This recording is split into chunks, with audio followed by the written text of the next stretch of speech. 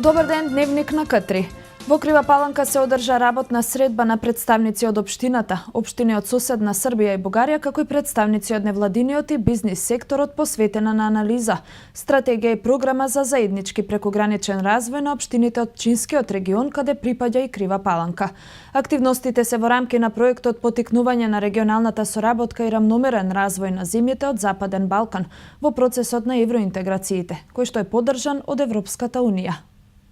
Со цел заедничко решавање на проблемите на општините од прекограничните региони, во Крива Паланка се одржа работна средба на представници од општината, општини од соседна Србија и Бугарија, како и представници од невладиниот и бизнис секторот, на која се анализираше состојбата во насока на изработка на стратешки план и програма за рурален развој на Пчинскиот регион. Активностите се во рамки на проектот Потикнување на регионалната соработка и рамномерен развој на земјите од Западен Балкан во процесот на евроинтеграциите, поддржан од Европската унија. На средбата присуствува и представници од постојните работни групи за регионален рурален развој од Македонија и Србија, кои се дел од меѓувладината организација во југоисточна Европа. Тоа е меѓународна меѓувладина организација, чии членки се Министерствата за земјоделство од земјите од југоисточна Европа, вклучувајќи го и Министерството за земјоделство на Република Македонија.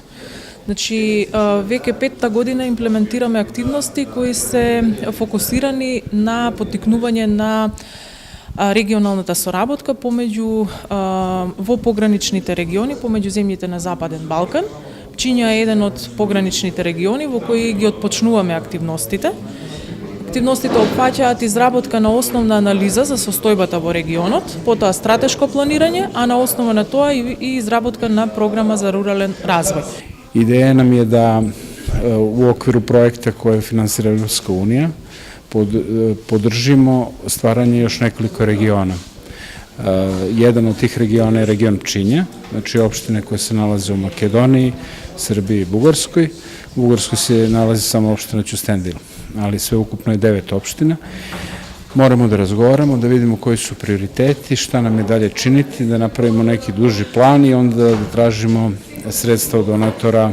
Ваквите активности се од голема корист за изнаоѓање на долгорочен план за економски развој на нашата општина, која е дел од Пчинскиот регион, преку соработка за искористување на фондовите од Европската унија и други меѓународни фондации, смета градоначалникот Алексовски.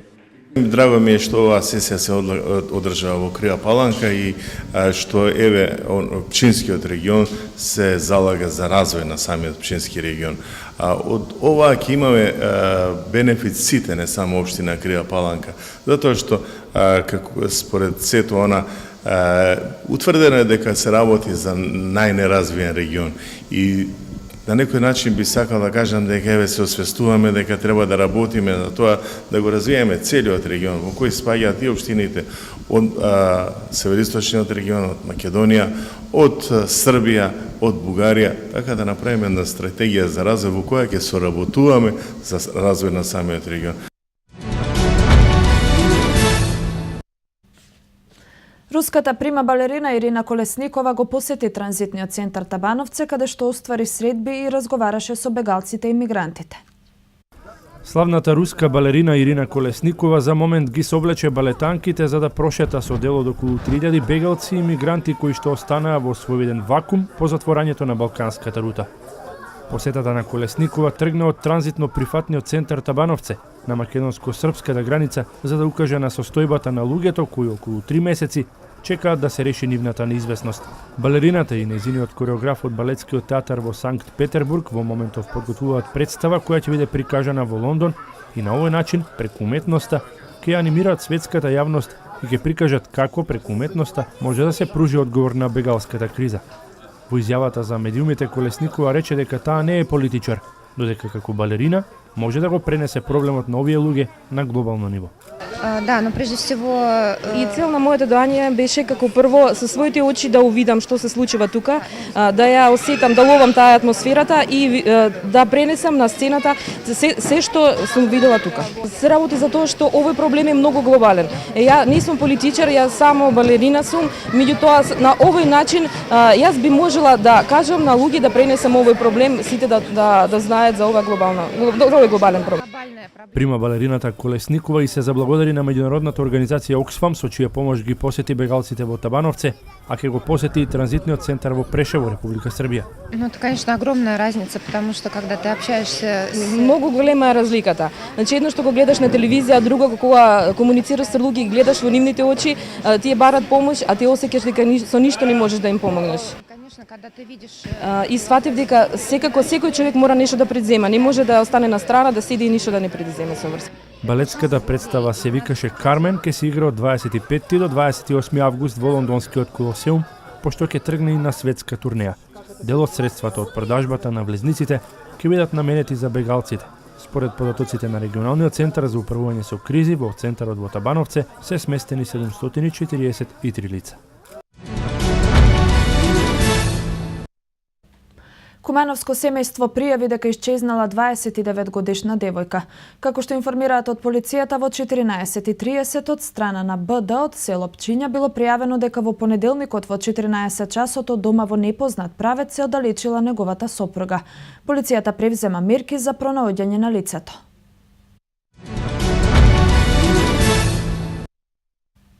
СВР Куманово поднесе кривична пријава против кумановец кој работел како оделенски наставник во основно училиште на Инфрашери. Секторот за внатрешни работи Куманово поднесе кривична пријава против 46 годишниот БЈ од Куманово, вработен како наставник по оделенска настава, како и против ЗК 50 години од Скопје, референт за студентски прашања на Универзитетот Свети Климент Охридски. Инаку БЈ во 2005 година стапил во контакт со ЗК, потикнувајќи го да го запише на Педагошкиот факултет во Скопје и да му обезбеди уверение за завршен факултет. Второ пријавениот злоупотребувајќи ја службената положба во документацијата на Педагошкиот факултет, во матичната книга на запишани студенти и во главната книга на дипломирани студенти, незаконски оформил предмет со што му овозможил да се стекне со уверение. Со ова на прво пријавениот на 15 мај 2008 година му изготвил фалсификувано уверение со што се здобил со стручен назив дипломиран професор по оделенска настава. По ова БЈ од 2009 до 2012 година ваквото уверение во 6 наврати го употребил во правниот сообраќај како вистинито и врз основа на истото работел како замена во училиштето на Инфрашери во Куманово. Второ пријавениот пак со ова предизвикал штета во буџетот на државниот универзитет во износ од 98.400 денари.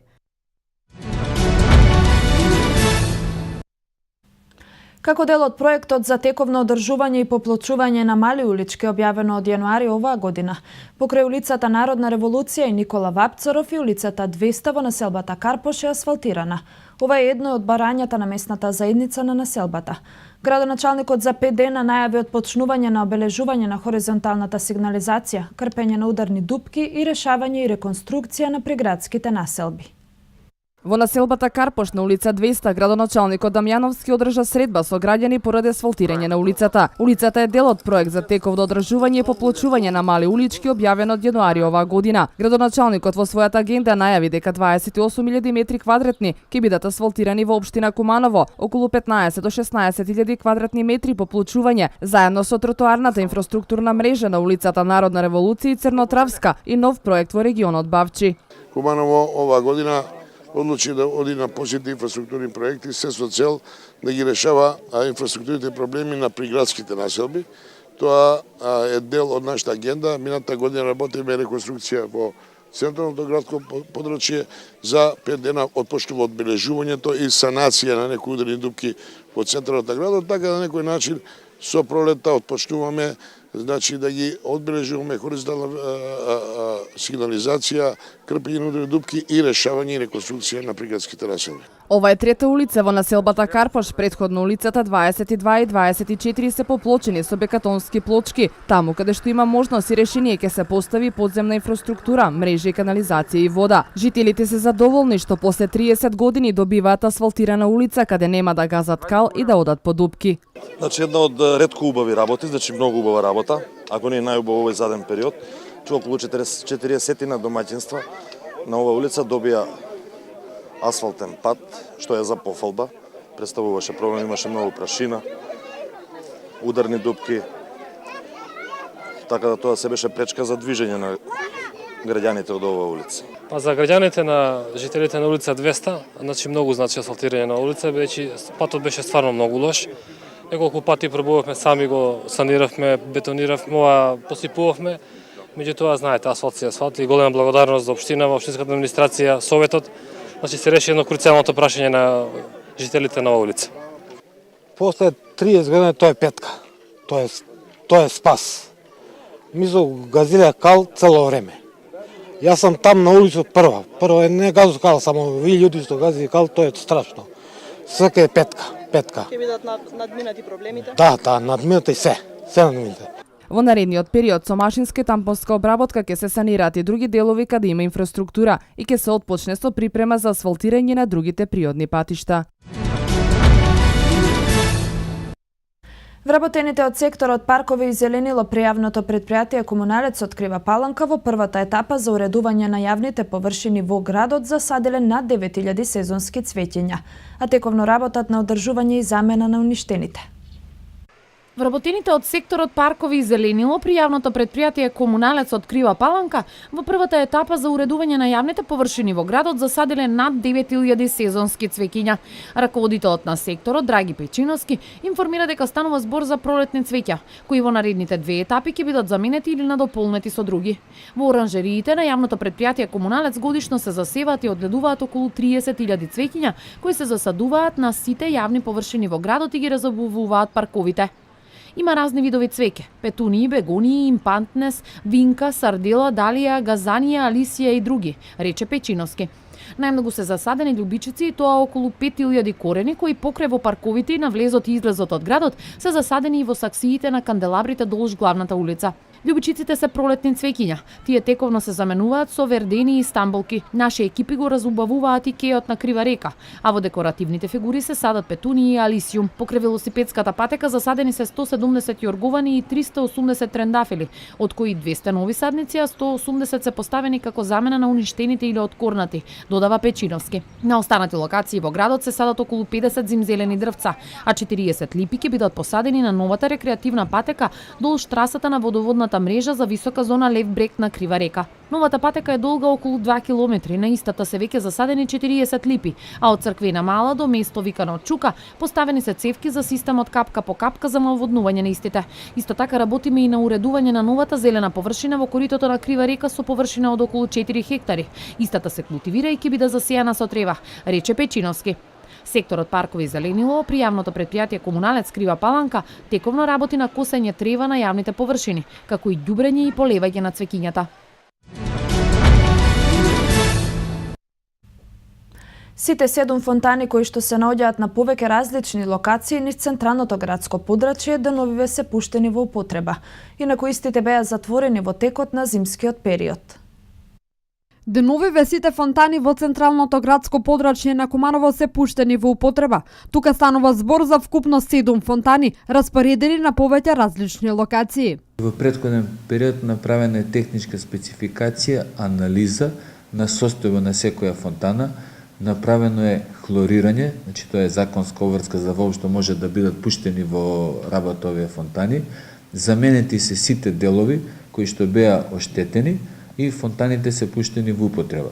Да потенцирам дека одржување на фонтани не е дел од работни обврски на ЈП Водовод, но во интерес на граѓаните, значи набавивме делови и ги оспособивме овие фонтани за да можат непречено да работат. Од јавното предпријатие Водовод апелираат до совеста на кумановци да не ги уништуваат истите, бидејќи имајќи ја во предвид финансиската состојба на предпријатието, нема да бидат во можност за брзо време да реагираат и да ги поправаат. Инаку поради временските услови, фонтаните беа затворени во текот на зимскиот период. По повод патрон празникот, учениците од Кривопаланечкото основно училиште, кое го носи името на првиот македонски просветител Јоаким Крчовски. Во салата на Национална установа Центар за култура се представија со пригодна приредба.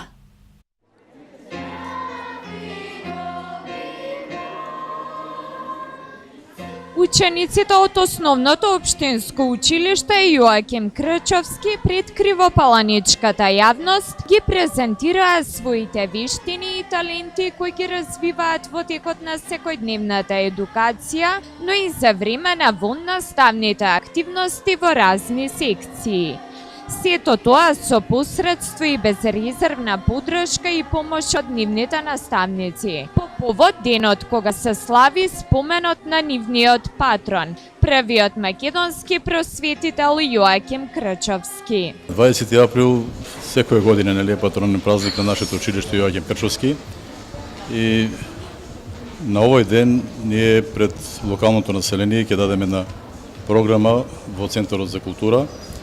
Програмата се состои од музички дел и една прекрасна театарска представа. Додека утрешниот ден на 20 април ќе биде проследен со спортски активности. Прославата на патрон празникот започна со изведба на училишниот хор и оркестар, пошто присутните уживаа во драмската пиеса Големи и мали. Оваа година решивме да подготвиме програмата да биде поделена на два дела, една да биде музички дел и еден драмска изведба.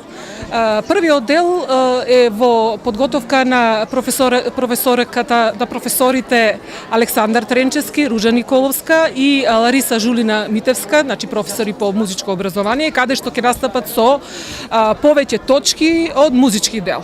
Додека повеќе акцент ставивме на вториот дел, каде што талентирани ученици од нашата драмска секција ја подготвивме адаптација на романот Големи мали од Бошко Смаќовски и се надевам дека се ќе помине како што треба, бидејќи вложија децата многу труд. Во рамке на одбележувањето се одржа и ден со спортски активности во кои се вклучија учениците.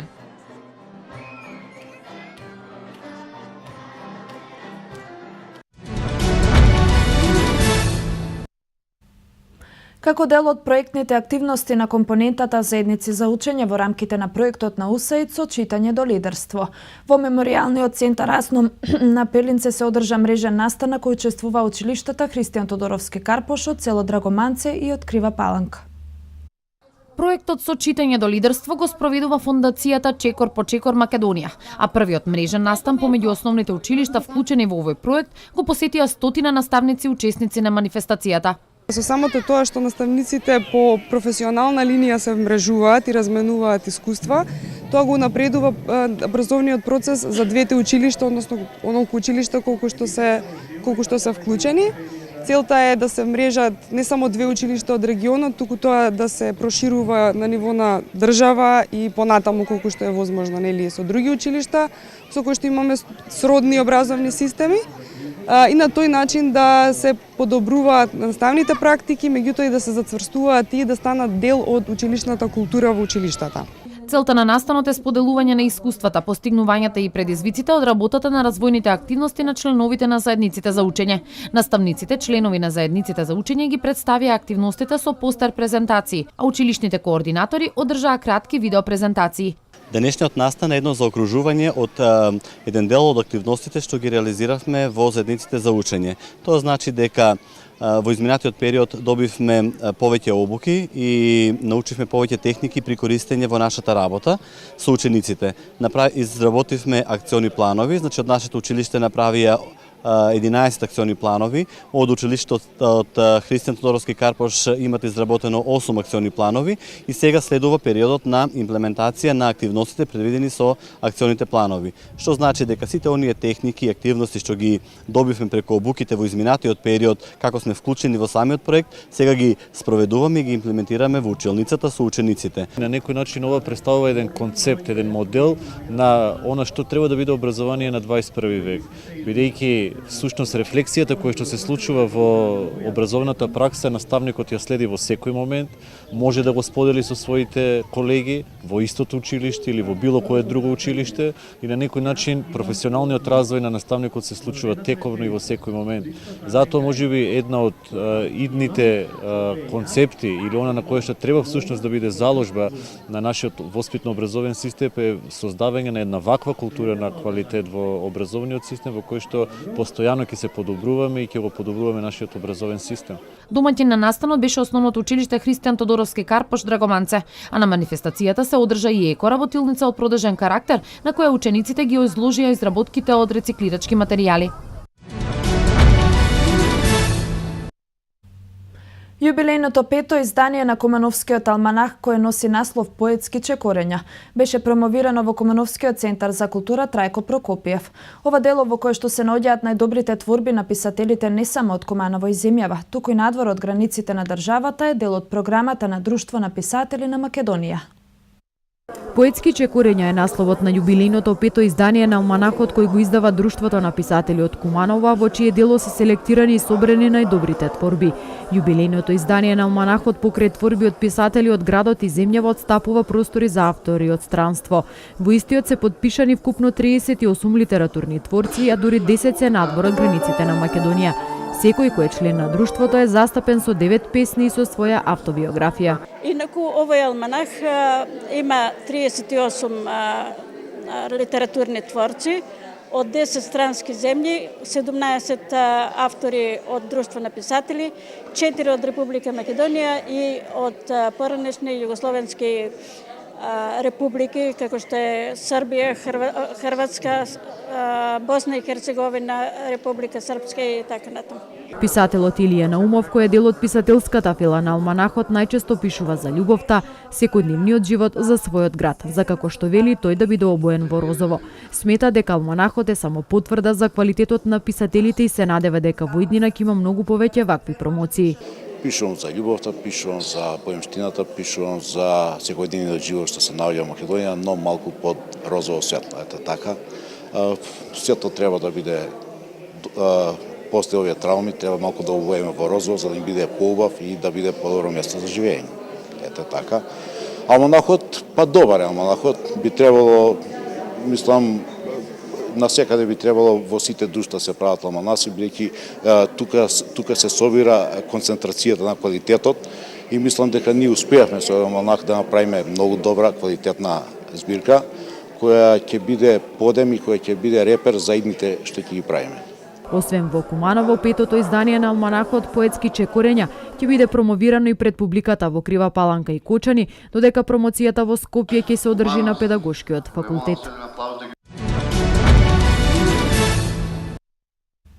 Државната изборна комисија на седница го усвои финансискиот план за распределба на средства за предвремените парламентарни избори закажани за 5 јуни. Врз основа на овој план, како што соопшти членот на Државната изборна комисија Субхи Јакупи, вкупниот буџет за изборите изнесува 456 милиони и 664 илјади денари, а само за печатење на избирачките ливчиња и друг печатен материјал се планирани 40 милиони денари. На предлог на Силвана Бонева беше прифатено на седницата да не се расправа за извештајот за прогресот од проверките за ажурирање на избирачкиот список. Побарајте експертите во извештајот да ги внесат сите измени врз основа на добиените податоци од институциите и другите проверки и тогаш да се расправа за него. Јакупи предложи ДИК да побара средба со владата, која е задолжена за спроведување на овие избори и со представници на сите институции кои се надлежни за прашања поврзани со изборите, како Министерството за внатрешни работи и статистика, Министерството за информатичко општество и администрација и други, за да се надминат одредени, како што рече, проблематични точки, бидејќи работата на комисијата е врзана со рокови.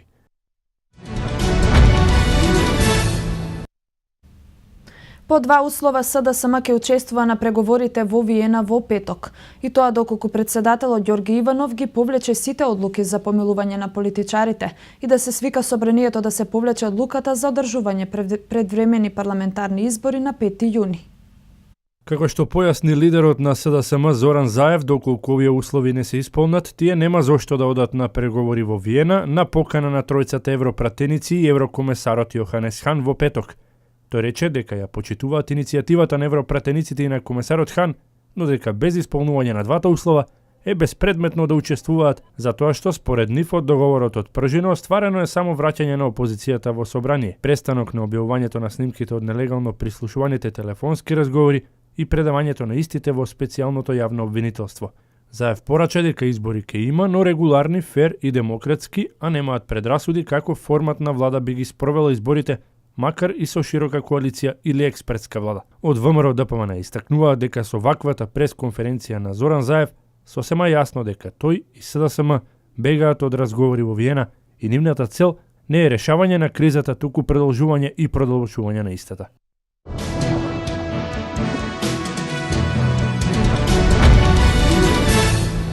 Крвав масакар во Сирија, убиени 44 лица, меѓу кои деца. Најмалку 7 мина загинати во поплави во сојузната држава Тексас. Кубанскиот лидер Фидел Кастро зборуваше пред 7-миот конгрес на Комунистичка партија. 90 годишен жител на забранетата зона околу Чернобил со исповед за животот. Најмалку 44 цивили, меѓу кои и деца, загинаа во воздушен напад во Сирија, што погоди пазари во два северозападни градови во блискоисточната држава. Најмалку 7 цивили, вклучувајќи дете, се убиени на рибниот пазар во Кафрамбел, а 5 мина други, меѓу кои исто така и дете, загинале при сличен удар на пазар за зеленчук во Маарет Ал-Нума, провинција Идлиб. Информацијата е раширена од Сириската обсерваторија за човекови права.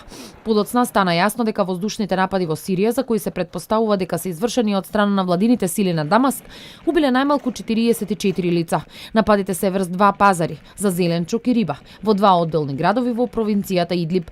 Сириската обсерваторија за човекови права ја опиша случката како масакар и соопшти дека жртвите во Маарет Ал-Нума се 37 цивили, а во близина на Кафрамбел 7.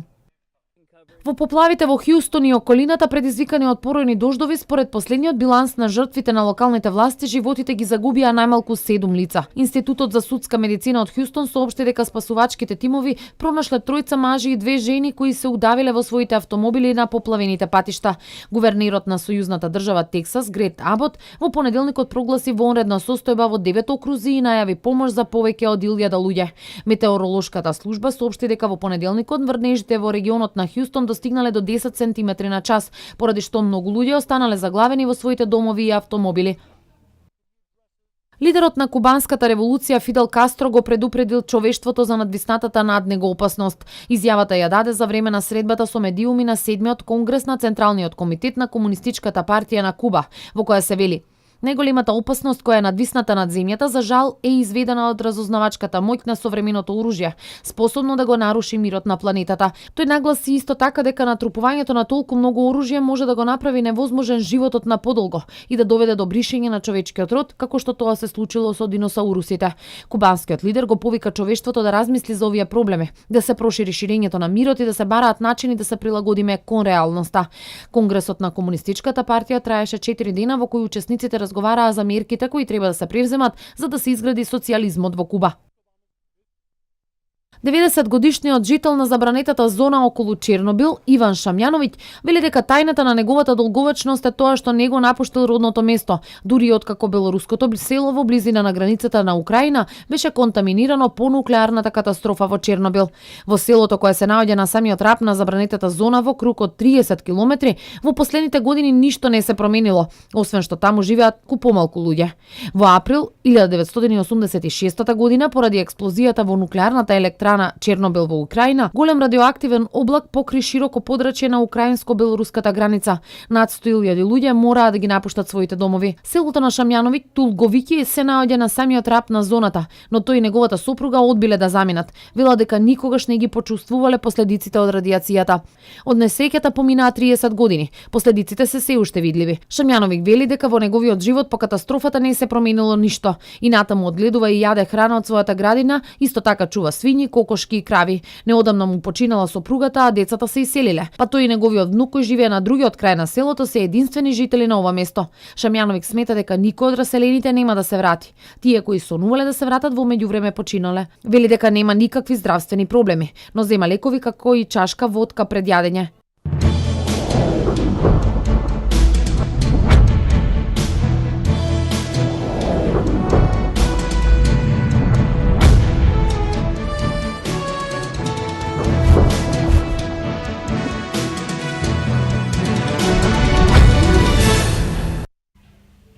Кошаркарите на Куманово вечерва во спортската сала го пречекуваат водечкиот МЗТ Скопје во рамките на предпоследното коло од регуларниот дел на првенството. Победа против металците ќе го остави Куманово во битка за второ место во пресрет на разигрување за титулата. Кошаркарите на Куманово во спортската сала го пречекуваат шампионот МЗТ Скопје. Избраниците на Србиновски на последните надпревари во главном прикажуваат добри игри кои се евидентни по неговото доаѓање на клупата на Куманово. Меѓутоа, вечерашниот противник е сериозна екипа која е добро покриена на сите позиции, а победата може да биде остварена со добра игра од првата до последната минута. Радува играта пред се на ударната тројка на екипата Костовски, Симоновски и Трајковски, кои се најдобрите кошаркари во изминатиот период, а се очекува и вечерва да го водат Куманово кон нова победа.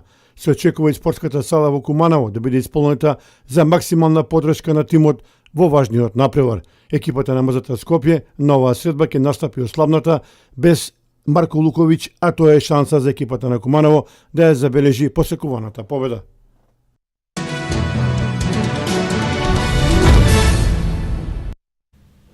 Во меморијалниот центар Асном во Пелинце се одржа 28-миот традиционален пролетен крос на кој учествува ученици од 13 училишта од Куманово, Старо и Младо Нагоричане, Крива Паланка, Драгоманце, Романовце и Уминдол. Под мотото Сакам, можам и спортувам, околу 160 ученици од 1 до 9 одделение од 13 основни училишта од североисточниот регион учествуваа на годинашниот пролетен крос кој за прв пат се одржа во меморијалниот центар Асном на Пелинце. Кросот се одржа во рамки на манифестацијата која вклучи повеќе активности на околу 300 ученици и наставници од регионот. Оваа година е по 28 пат, значи 28 години назад, пролетниот крос до сега, значи беше на општинско ниво со вклучување само на 3 училишта територија на општина Старо Нагоричане, а оваа година ја проширивме оваа активност со учество на веќе споменатите училишта од Куманово и од Паланка. Колку ученици зедоа учество на овој крос и задоволни ли сте од тоа колку учениците се физички подготвени? Вака, во вкупната бројка на учениците е околу 163 ученика во крос, во самата активност крос. И сум задоволна, значи секогаш без разлика на освоените места, важно е да се учествува и секогаш сакам, можам и спортувам, тоа е мотото на кросот. Учесниците се натрчуваа на дистанција од 30 до 800 метри со препреки, зависно од категоријата и возраста, а најуспешните добија медали и дипломи за учество.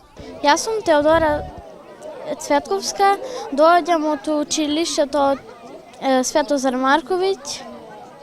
Да, јас освоив прво место. Тешко ли беше надпреварувањето? Па малку.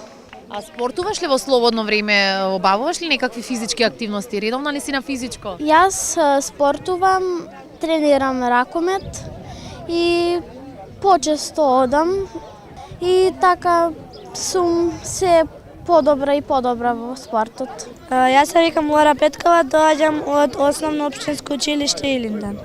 Задоволна ли си од денешното надпреварување? Еве успеа да освоиш медаља, беше второ пласирана и како се дружевте?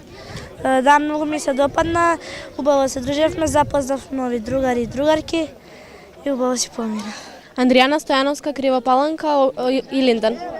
Конкуренцијата беше навистина силна, имаше добра конкуренција и брзи другарки можам да наречам. Исто така, дружењето беше одлично, запознавме нови личности така. Би учествувале ли повторно во ваков проект? Кога би имале прилика, да. Општинскиот крос е манифестација со повеќе децениска традиција, а настанот го проследи и Цено Александровски, одговорен од Open Fan Фудбал Македонија.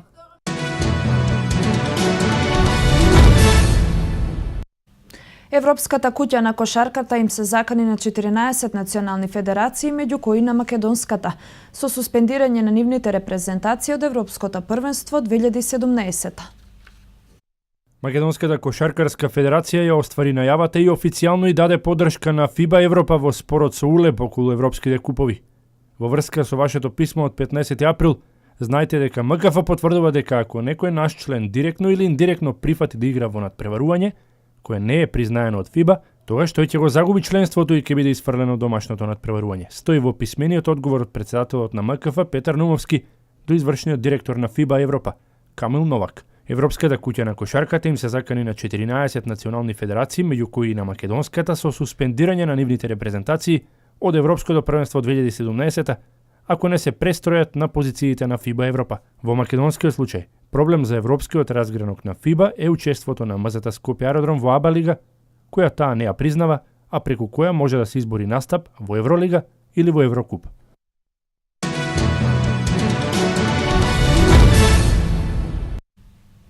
Во кошаркарската Евролига екипите на Лаборал Куќа, ЦСКА и Фенербахче обезбедија учество на завршниот Final Four во Берлин. Четвртиот патник на соберот ќе го дознаеме откако ќе заврши двумечот помеѓу Барселона и Локомотива, во кој шпанците водат со 2:1. По двете победи во Истанбул над Реал, Фенербахче славеше над кралевите и Среден Мадрид 75-63 и со перфектни 3-0 во победи го елиминираше досегашниот европски шампион од понатамошните напреварувања. Антич го заврши на преварот со 4 поени 8 скокови, а најефикасни во екипата на Фенербахче беа Богдановиќ со 17 и Удок со 15 поени. Само за подсетување, Перо Антич во својата кариера веќе има 2 титули, европски првак со Олимпијакос, успеси со кои македонецот се обезбеди трансфер во НБА лигата, каде с 2 сезони со успех го носеше дресот на Атланта Хоукс. Со скоро 3-0 во меѓусебните дуели, екипата на Лаборал Куќа си закажа ново полуфинале во Евролигата. Кошаркарите од шпанскиот клуб ја одржаа формата од претходните пресветки и по трет пат славен од Панатанаикос, овој пат со 75-84. Джеймс со 20, односно Адам со 24 поени, беа најефикасни играчи во новиот триумф на Лаборал Куќа. Во цифрен ефект имаше уште Бертанс со домашниот состав, Радулица постигна 13 поени, а по 11 има Вилијамс и Гист. Како пренесува Sky Sport, Ријад Марес се наоѓа на мета на Арсенал, кој како што се наведува подготвен за неговиот трансфер да го вклучи Тео Волкот, кој сезонова не игра многу кај Арсен Венгер. Марес е еден од најдобрите фудбалери во премиер лигата во оваа сезона со учинок од 16 голови и 11 асистенции. Инаку тој е член на Лестер од 2014 година, за кого досега има одиграно вкупно 86 мечеви и постигнато 24 голови. Финансиските детали за сега не се соопштуваат.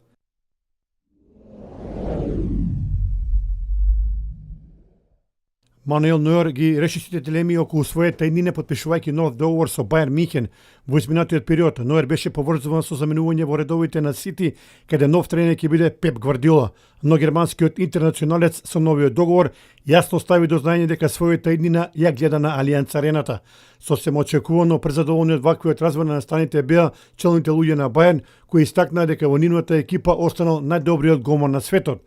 Нойер е на новиот во низа првотимци што подпиша нови договори со баварскиот гигант, откако претходно истото го стори Милер, Алаба, Боатенг и Хави Мартинес, што значи дека следната сезона германскиот шампион повторно ќе има силна екипа.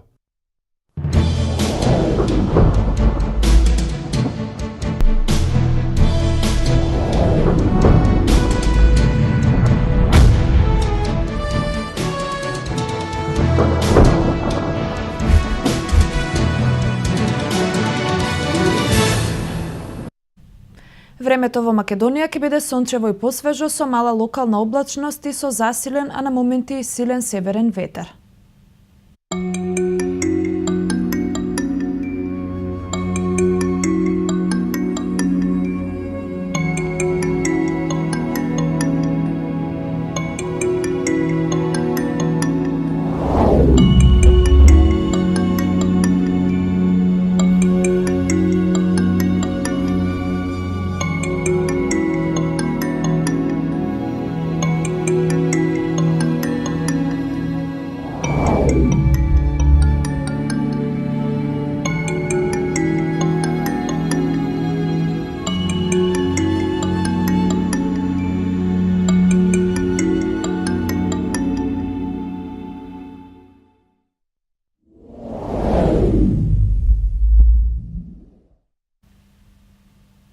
Тоа беше се што подготвивме за вториот дневник, почитувани гледачи. Бидете со нас и во 20 часот. До тогаш останете на К3 и имајте пријатно попладне.